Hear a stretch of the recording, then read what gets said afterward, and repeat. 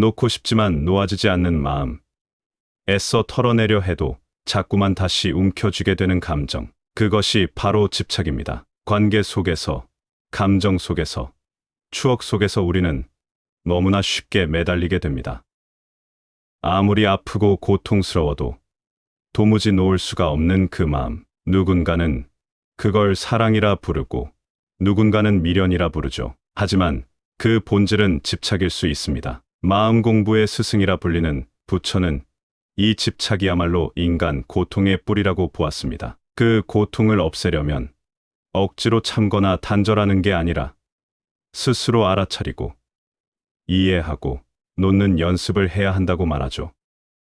오늘은 집착으로 인해 마음이 괴로울 때 우리를 돌아보게 만드는 통찰의 말을 소개합니다. 그 말들은 누군가를 단번에 잊게 해주지도 않고 고통을 없애주지도 않지만 잠시 멈춰서 내 마음을 들여다보게 해줄 것입니다. 첫 번째, 집착은 고통의 뿌리다. 고통을 따라가다 보면 결국 집착에 닿습니다. 무언가를 원하고 잃기 싫어하고 그 안에서 반복되는 상처들이 끝내 고통이 됩니다. 갈망이 크면 클수록 고통도 커지죠. 그래서 진정한 평화는 소유가 아닌 놓음에서 온다고 합니다. 가지려는 마음이 줄어들 때 비로소 우리는 자유로워질 수 있다는 뜻이죠. 억지로 끊으려 하지 않아도 됩니다. 다만 그것이 나를 아프게 만들고 있다는 사실만 제대로 마주해도 우리는 조금씩 놓을 수 있게 됩니다. 두 번째, 마음은 그대의 종이 아니라 주인이다. 사람은 흔히 내가 이 감정의 주인이라고 착각하지만 실은 마음이 우리를 끌고 다니는 경우가 더 많습니다. 생각이 꼬리를 물고 이어지고 감정은 그 생각에 반응하며 폭풍처럼 몰아칩니다. 그 속에서 우리는 자꾸만 집착의 감정에 잠식당하죠. 그런데 그 마음을 다스리는 연습을 시작하면 마음이 곧 나 자신은 아니라는 걸 알게 됩니다. 마음을 가만히 바라보는 것만으로도 이미 첫걸음을 내디딘 셈입니다. 세 번째, 모든 것은 지나간다. 지금 붙들고 있는 사람, 감정, 기억, 모두 언젠가는 스쳐 지나가는 구름처럼 흘러갑니다. 하지만 집착은 그 흐름을 거스르려 합니다. 멈추게 하고 싶고 영원히 붙잡고 싶어 하죠. 그러나 아무리 강한 감정도 시간이 흐르면 반드시 희미해지기 마련입니다. 지금은 절대 놓을 수 없다고 느껴지는 마음조차 세월 앞에선 조금씩 작아집니다. 흐름을 받아들이는 것이야말로 놓음의 첫 단계입니다. 그 흐름은 언젠가 우리를 덜 아프게 해줍니다. 네 번째, 사랑도 미움도 다 결국은 그림자일 뿐이다.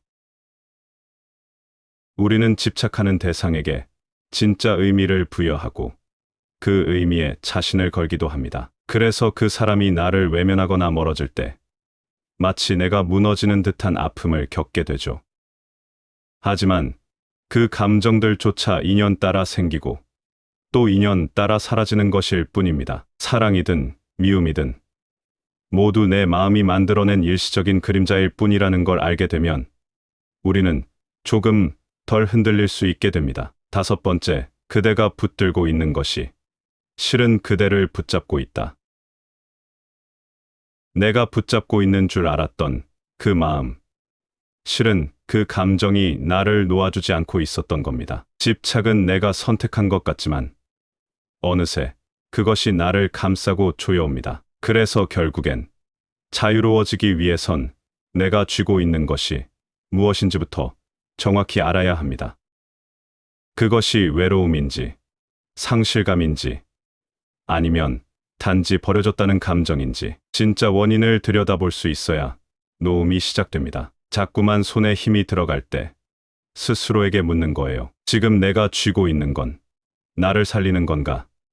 아니면 더 아프게 만드는 건가? 여섯 번째, 자신을 사랑하지 않는 이는 더 집착한다. 집착은 종종 외부에서 자신을 증명받고 싶을 때 더 강하게 찾아옵니다. 누군가의 사랑, 관심, 인정이 없으면 내가 사라질 것 같고 그래서 필사적으로 붙잡게 되죠. 그런데 자신을 충분히 아끼는 사람은 그런 식의 갈증에 휘둘리지 않습니다. 자존이 단단할수록 타인의 반응은 중심을 흔들 수 없습니다. 집착은 나를 사랑하지 못할 때 그 빈자리를 채우려는 몸부림일지도 모릅니다. 자기에 대한 믿음이 생길수록 타인의 시선에서 벗어나게 되고 그것이 곧 노움의 시작이 됩니다. 자신을 있는 그대로 바라볼 수 있을 때 우리는 그 어떤 집착에서도 조금씩 벗어날 수 있게 됩니다. 나에게 먼저 따뜻해지는 것이야말로 노움을 이해한 첫 연습이 되는 것입니다. 7번째, 타인에게서 구하지 말고 내면에서 찾으라. 마음의 평화를 누군가의 말이나 행동, 존재에서 찾으려고 할 때마다 불안은 깊어집니다. 그 사람이 없으면 안 될 것 같은 마음, 그 반응에 일희일비하는 마음, 그 모든 것은 내면이 중심을 잡지 못할 때 생기죠. 깊은 고요는 바깥에 있지 않습니다. 어떤 관계도, 어떤 말도 잠시일 뿐이죠. 진짜 위로는 자기 자신을 돌아보는 시간 속에서 천천히 깃듭니다. 조용히 나 자신에게 집중하고 나를 이해하는 시간을 가지는 것이 마음의 중심을 다시 회복하는 가장 빠른 길입니다. 내면에서의 평화는 결코 다른 사람의 손에서 오는 것이 아닙니다. 나 자신과의 대화, 고요한 침묵의 순간, 그 안에서 모든 해답이 움트는 것을 잊지 마세요. 8번째, 괴로움은 멀리 있지 않다. 집착이 곧 괴로움이다. 우리는 자꾸 괴로움의 원인을 외부에서 찾습니다. 타인의 행동, 말, 상황. 하지만 마음속을 깊이 들여다보면 그 중심엔 언제나 놓지 못하는 마음이 있죠. 붙잡고 있는 한 끊임없는 불안과 고통이 따라옵니다. 무엇을 버릴지 고민하기 전에 무엇을 그렇게 간절히 붙들고 있는지 알아야 합니다. 놓는 순간 고통도 천천히 옅어집니다. 진짜 노움은 그 대상을 미워해서가 아니라 나 자신을 더 이상 괴롭히지 않기 위한 선택에서 비롯됩니다. 우리가 외면했던 그 괴로움은 사실 가장 가까운 곳, 내 마음의 중심에서 시작되었음을 아는 것이 치유의 시작입니다. 9번째, 사랑은 소유가 아니라 이해이다. 우리는 종종 사랑이라는 이름으로 상대를 조종하고 소유하려 듭니다. 내 사람이라는 말에 숨어있는 기대와 통제가 그것이죠. 하지만 진짜 사랑은 상대를 있는 그대로 바라보는 것, 그리고 떠난다 해도 미워하지 않을 수 있는 여유입니다. 사랑은 내가 아닌 그 사람을 위한 감정이어야 하며, 이해는 집착을 놓는 시작이 됩니다.